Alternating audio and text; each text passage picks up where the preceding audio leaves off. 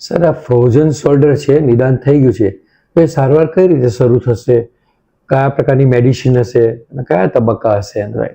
Frozen shoulder જ્યારે એકવાર આપણે ડાયગ્નોસિસ આપણને મળી જાય કે આ વસ્તુ પ્રાઇમરી ફ્રોઝન શોલ્ડર છે જે ડાયાબિટીસના લીધે છે, એ મેં તમને કીધું કે મેઇનલી તો ડાયાબિટીસ કંટ્રોલ કરીએ અને આપણે ફિઝિયોથેરાપી અને મેડિસિન્સ ચાલુ કરીએ.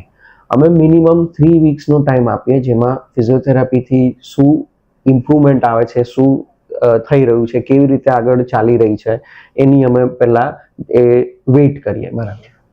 3 વીક્સમાં જો તમને 50 to 60%, મેં જેમ કીધું કે 50 થી 60% જો ઇમ્પ્રુવમેન્ટ થતી હોય તો અમે એની જ ફિઝિયોથેરાપી કન્ટિન્યુ કરીએ.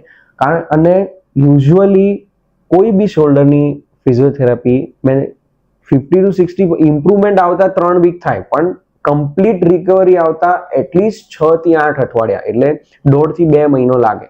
એટલે જો પૂરેપૂરી આપણે ફિઝિયોથેરાપી કમ્પ્લીટ કરીએ 1.5-2 મહિનાની, તો ફ્રોઝન શોલ્ડરમાં કમ્પ્લીટ એનું રિકવરી આવી જતી હોય છે.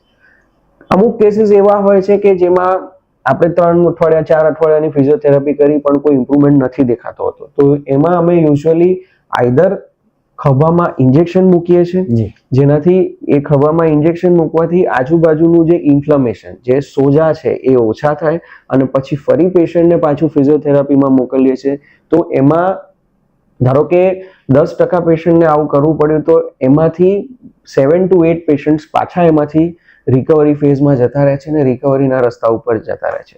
રહી વાત છેલ્લા 2 પેશન્ટ જે વચ્ચે એની, તો એન્ડ સ્ટેજમાં કે જ્યારે બિલકુલ રિકવરી ના આવતી હોય કે એમાં કોઈ જ ઇમ્પ્રુવમેન્ટ ના આવતી હોય, ત્યારે આર્થ્રોસ્કોપિક સર્જરી એટલે કે દૂરબીનથી સર્જરી કરી અને જે સ્નાયુ અને કેપ્સ્યુલ બધા જે એકબીજા સાથે ચોંટી ગયા છે એને છૂટા પાડવા પડતા હોય છે અને પછી પાછા ફિઝિયોથેરાપી પર એમને મૂકી શકાય છે.